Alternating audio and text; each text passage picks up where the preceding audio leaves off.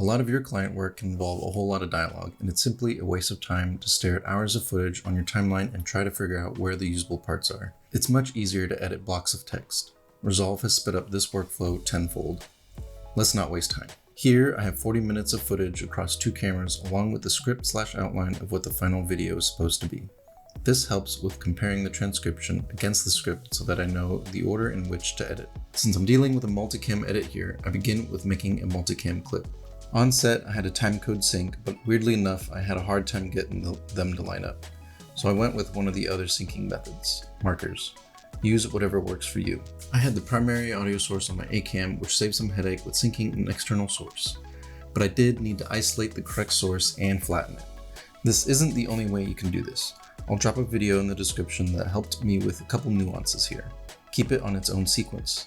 Just before transcribing, it would be helpful to reorder the shots if you've taken note of them on set. For me, I know that we took a separate take for the introduction of our video. We filmed it last so the client was warmed up from talking. So I'll move that piece to the front here.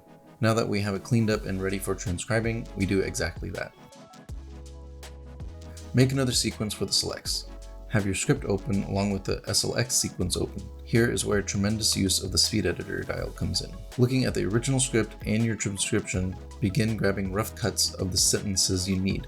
For my case, I'm making a dozen short videos, so I threw in gaps between each section, but I'll keep it all in one sequence for easier navigation. At this point, go back to the cut page to trim these rough cuts. The cut page is just easier to manipulate. I find it much faster, especially with the speed editor. While I'm going through this pass listening a little more carefully to the content, I'll also mark where graphical elements should aid the viewer. Again, speed editor. Go back to the edit page and open up your multicam window.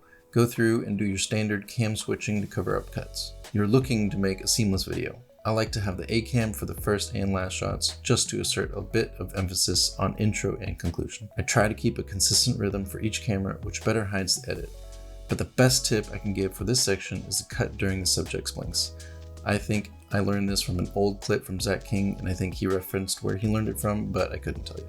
It stands true that your cuts will be more smooth when you cut during a blink. Don't forget to clean up the audio. I just use some plugins because I'm no pro equalizer user and it saves me time. Since we're all editors, we're also expected to be motion graphics artists, but we don't get paid for those skills. That and people just don't know how long animations take to make. This is where tools like Tokographics helps. Full disclosure, they sent me their product to review, but the opinions are my own. Now it does make it easy to drag and drop these little templates for where you need graphics. That sounds standard, but there are companies that don't do that, which is beyond me. There is a fairly large selection for all the application you need, and you can view it all right in your timeline. I used Big Title 33 for the title plates of these videos. Now the problem I ran into is customizing these templates. For instance, this title's animation was too slow. I wanted to cut it down, and you'd think they make these things dynamic enough to adjust animation lengths, but they don't. And so I thought I could look at the keyframes they made in Fusion, but you open up this thing and it's too much work to navigate. And you think you could just slide the animate in keyframes, but the animate out keyframes freak out? I don't know what's going on. All their animations are like this. So buy it if it's for client work. They need these corporate looking graphics. Your personal brand, I don't know. It depends. Buy it for clients because you can charge them for it anyway. So might as well take free graphics because there's enough in here to be useful in some random occasions.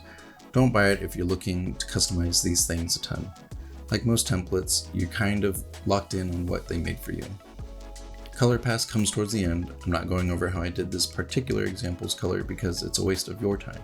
And here's a quick tip for delivery. You can queue multiple ins and outs all at once for rendering, which came in real handy here.